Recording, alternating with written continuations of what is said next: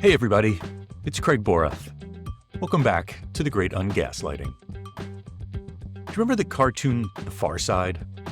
Well, my favorite Far Side cartoon has been stuck to the side of my father-in-law Martin's refrigerator for like 25 years. It shows God in the kitchen cooking something. He's got a chef's toque on and he's got all these ingredients around him, and in a roasting pan in front of him is the earth. And you can see labeled the ingredients around him. He's got like krill and birds and trees and dark-skinned people and light-skinned people. And God is adding one last ingredient to the dish.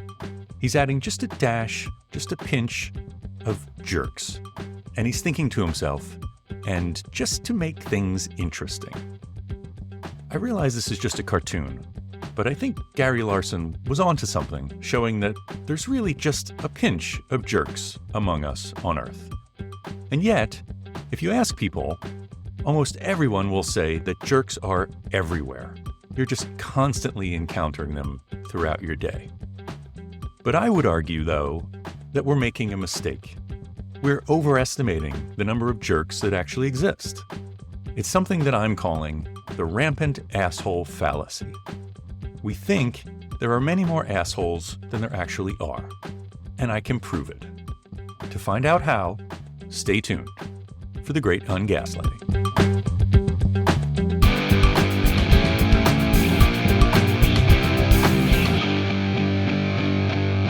Well, who are you going to believe, me or your own eyes? So last week, I asked folks to reach out and reintroduce themselves to some people that they might encounter in their day-to-day lives that they may have never formally been introduced to, or that they were and they forgot all about, and just to kind of see how that goes. And I heard from a bunch of people, and it sounds like they were pretty good experiences, but I wanted to share an experience that I had this past week, and it's actually kind of funny. So I've got a friend in town, and she's staying in an Airbnb just a couple blocks from my house. And after I dropped my son off at school last week, I decided just to stop by and say hi.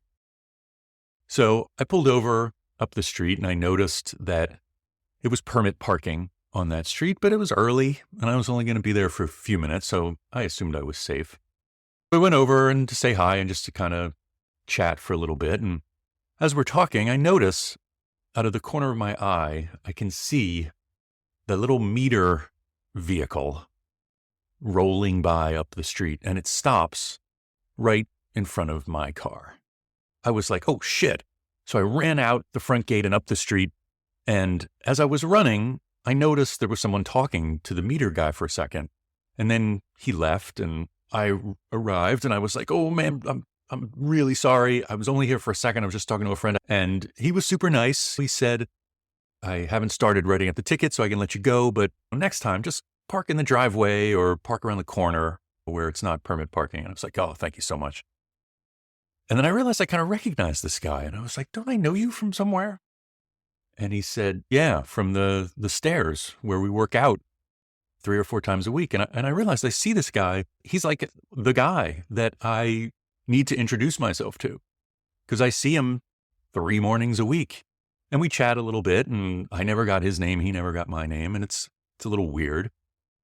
So I figured, here's my chance. So he said, hey, by the way, I'm Craig. Thank you so much for not giving me a ticket. And he goes, yeah, good to meet you. I'm Pete. And I was like, oh, cool. You know, that worked out pretty well. But what was funny was as I was walking back to my friend's house just to say goodbye, I noticed up the street there was someone kind of yelling. And I thought, okay, well, this is someone who's having a bad day, who's just kind of yelling at the world. And you know, I was going to walk right past this person. I thought, just keep your head down. Don't really make eye contact. It'll all be fine. And he's still yelling in my direction. And I was like, okay, well, I think I'm going to have to look up and see what's going on. And I look up and he's looking right at me. And he's like, hey, dude, I just saved you from getting a parking ticket. And I was like, what are you talking about? He's like, I was the guy running interference with the meter guy. I saved you like $65. Remember back at the beginning when I was running over to stop the meter guy from writing me a ticket, he was talking to somebody. And that was this guy. Like, this guy saw me running over and ran interference in order to delay the meter guy from writing a ticket. And he saved me $65. And I was like, dude, thank you so much. Like, I was so indebted to this guy. And it was a cool way to start the morning. I had 2 good experiences. Well, this week's episode is not about that. This week's episode is about the opposite of that. It's about our interactions with people who are not so nice or generous or helpful. You know, assholes. So, without further ado, let's get into it.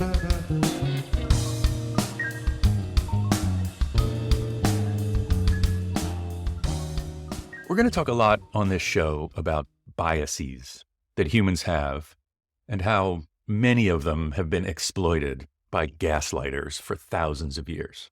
If you took a psych class in high school or college, you probably learned about the availability heuristic or bias and the saliency bias. They're closely related concepts and basically mean that we give more mental or emotional weight to things that stand out or come easily to mind or feel exceptional in some way. So, for example, we might think that tornadoes are much more dangerous than asthma. After all, when you see news of a tornado, it's a big deal. There are broad swaths of destruction and houses torn apart and, you hear the death toll. But with asthma, you might hear some statistics or some information about the risks, but it's not nearly so dramatic a story. But the data show that every year, more than 40 times more people die from asthma than from tornadoes. But it's because tornadoes are such spectacular events that we think they're much more common and much more dangerous. So today, I want to talk about a specific example of these kinds of biases. And as I mentioned before, I'm calling this the Rampant Asshole Fallacy, or RAF. Not only do I want to expose this bias so we can realize when we fall victim to it, but more important, I want to show how the very existence of this bias proves that we humans are, for the most part, in fact, not assholes. So here's a story that can illustrate my point. Long time ago, I went to a casino night and fundraiser that was sponsored by the MBA students at the UCLA Business School. First of all, running a casino night with an open bar is a brilliant move before holding a charity auction, since everyone's getting drunk and running up massive winnings of funny money. So let's say you've got like $300,000 worth of chips on the table in front of you. A couple hours later, when it comes to bid on the stand-up paddleboard lessons or whatever, you'll be like, $500 for that? Sure, $500, that's nothing. Leave it to MBA students to come up with a brilliant way to turn a casino night into a very effective fundraiser. But the funny part is, in between the casino night and the auction, there is, of course, a mad crush at the bar. And there's hundreds of us sort of slowly making our way for Well Vodka Cosmos and Beefeater G&Ts or whatever they were serving. And I'm standing there, and a couple people in front of me shift forward. So then there's this space that I could easily step into.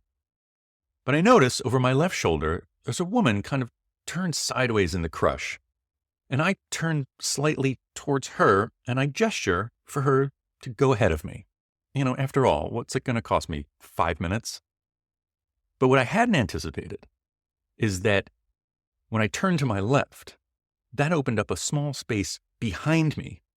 And the woman who was standing behind the woman I gestured to saw her chance and she took it. She kind of shoved a couple people aside, including me, and forced her way behind me into the space closer to the bar, dragging her unwitting boyfriend along behind her. Now, if I have one great talent, it's the ability to say something about someone nearby at just the right volume so that everyone around me can hear it, but the person who is the subject of the ridicule cannot. But in this instance, I was not really using that skill since I wanted this person to definitely hear what I had to say. And all I could really think of to say was a paraphrase of that George Costanza line. You know, we're just trying to live in a society here. And with that, she turned around, locked eyes with me, and said, "And how's that working out for you?" And I thought, wow, you'll go far. And I'm sure she did. By the way, if you were that person, please contact me. You know, it's just my morbid curiosity to find out how far you've gone in your career of screwing people over. But what was most important about that experience is that I remembered it, clear as day, over all these years. Think about that.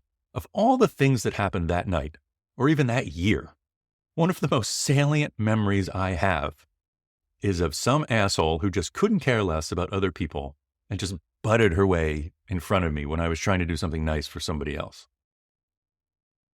And if I'm thinking about that story and somebody asks me what I think about humanity in general, you can imagine I'm not going to be too keen on our species.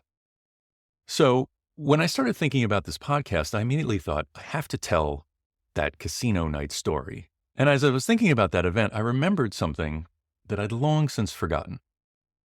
After she said that to me, her boyfriend kind of sheepishly shrugged in embarrassment. And the woman I'd originally offered the space to said, "Well, thanks for trying." So my takeaway from this experience for 20 years was that people are all assholes. When in fact, I was being nice.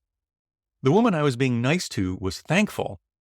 And the sheepish boyfriend at least felt bad, even though he didn't really do anything about it. So of the 4 people in this little drama, only 1 is an asshole. So that's a 25% rate of assholedom, which isn't great. But remember, these were a bunch of MBAs, so the rate is probably significantly higher there than in the general population. I'm mostly just kidding about that. Mostly.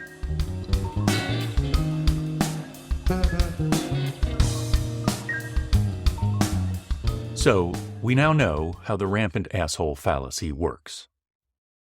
We encounter an asshole, and the experience is so emotionally powerful that we tend to extrapolate from there and believe that humanity is just teeming with assholes. But remember, these biases are powerful because certain experiences are seen as exceptional. They stand out in our minds. And that, to me, is proof that humans are not, in fact, assholes. If we were, then behaving like an asshole wouldn't stand out. It wouldn't upset us. It would just be seen as normal. Another bit of evidence that I think supports the fact that humans are not fundamentally assholes is the fact that we blush. We're one of the few species that blush. And it's not so important that we blush so much as that we still blush. So after thousands of generations of evolution, that trait has survived. And I don't see any way that blushing or the automatic expression of regret or shame, communicating that to other people, could possibly be evolutionarily advantageous in a species full of assholes. It just wouldn't survive as a universal trait. I think it's expressly because we are not assholes that we still blush. This communication, this sharing of emotions between us has been so important to our survival since the beginning of humanity that this trait that in modern times doesn't particularly seem all that important has nevertheless survived all this time. So, now that we know we're not assholes, what are we going to do about it? And that brings us to our homework for this week, which is really just to notice when people are doing things that reinforce the rampant asshole fallacy. Sometimes people who are in fact assholes will use their status that they have accumulated by being assholes to further the rampant asshole fallacy. And they'll do this to accumulate more wealth or power or whatever. And, well, that's interesting. I'm much more interested in the times when people inadvertently promote the rampant asshole fallacy. It's kind of been so established in our psyches that this is true, that people just kind of offhandedly say things that promote this bias that we have since discovered is not true.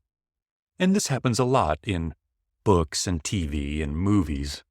One of my favorite examples is from the Woody Allen movie Hannah and Her Sisters, when the brilliant and curmudgeonly artist played by Max von Sydow talks about this TV show that he had seen about the Holocaust. And he has this point about that famous question, how could it have happened? The reason why they can never answer the question, how could it possibly happen, is that it's the wrong question. Given what people are, the question is, why doesn't it happen more often? Now, that's a great line. But I do think that it promotes the rampant asshole fallacy. It's not really human nature that led to horrific events like the Holocaust. I'm arguing that it is psychopaths taking advantage and exploiting the goodness of human nature that allows things like that to happen. And this is something we'll talk about in future episodes when we talk about psychological studies of obedience and things like that. But for now, it's important just to note how easy it is to disparage human nature for a laugh or a thoughtful line or whatever. There's another instance of this kind of thing happening in the popular culture that I've noticed recently. And this one, I want to try and do something about. If anyone can be forgiven for believing that humans are pretty awful, it's probably a professional historian. After all, they spend most of their time looking at instances where humans have behaved epically badly. You know, people getting along with each other and being nice to each other generally doesn't change the course of history. And there's one historian in particular who has reached a level of acclaim and status, almost celebrity, within the popular culture, that I feel like I need to say something about one instance where she, I believe, promotes the rampant asshole fallacy. Now, you might say, Craig, if you're going to take on a media juggernaut like that, you better be careful. I mean, after all, this particular historian has legions of loyal followers. And they also happen to be heavily armed with historical facts and nuanced political perspectives. Okay, in case you haven't guessed already, I'm talking about Heather Cox Richardson, who I love. Let me just say that up front before anybody starts trolling me. I've been a fan for years. I think her work is brilliant. But I just have one small critique that I'm hoping, as a historian who obviously believes in accuracy, that she might consider removing this one particular line from her dialogue. And I've heard it a few times. I don't know if you've even noticed it, because it's a good line. But after Professor Richardson talks about some particularly horrible example of human depravity or whatever it is, she occasionally says, well, human's gonna human. And that's a great line. It really is. But as we've been discussing, it promotes the rampant asshole fallacy. And I would suggest respectfully that she change that line. Maybe make it a little more specific. You could say oligarch's gonna oligarch, or fascist's gonna fascist, or, and I don't think she would say this because she's too polite to do so, you could say, well, asshole's gonna asshole. And that would be true. But human's gonna human, I don't think is true. I think in those cases, people are actually behaving directly contrary to their human nature, rather than because of their human nature. So I'm hoping maybe if you folks are listening to this, you could share this message with her and suggest to her that she stop using the phrase humans gonna human, except when humans are doing things that are genuinely human. As a side note, don't you think we fans of Heather Cox Richardson need a nickname? You know, kind of like Taylor Swift has Swifties and Beyonce has the Beehive. You know, we need a name for ourselves. My first thought was maybe the Heathers. But, you know, if you've seen the movie, that doesn't quite work.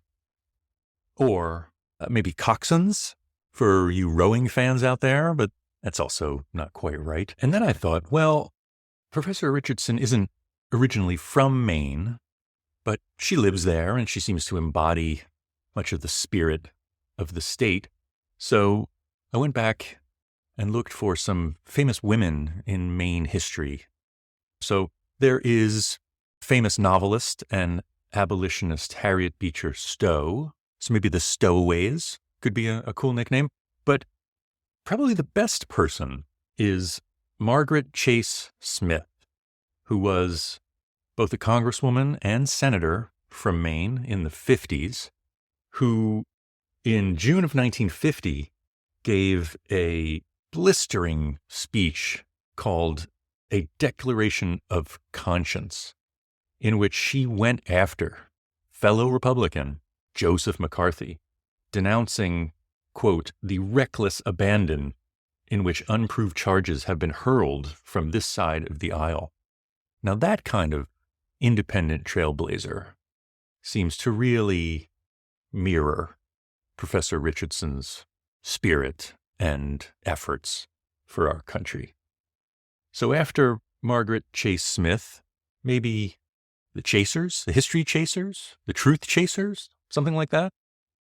I think maybe I'll put up a poll on Instagram and see if we can come to some kind of consensus on a great nickname for all of us fans of Heather Cox Richardson. And of course, if you've got any suggestions, please send them my way. You can email me at craig@ungaslighting.com, or you can go to the website, ungaslighting.com, and leave a voicemail. Well, that's it for this week's episode of The Great Ungaslighting. Please follow or subscribe to this podcast if you haven't already. Share it with anyone you think might be interested. And please, if you feel like it, leave a review. They're really helpful. So thanks, everybody. I'll see you next week. Until then, be kind to yourself, cut each other some slack, and as always, people, use your damn turn signal.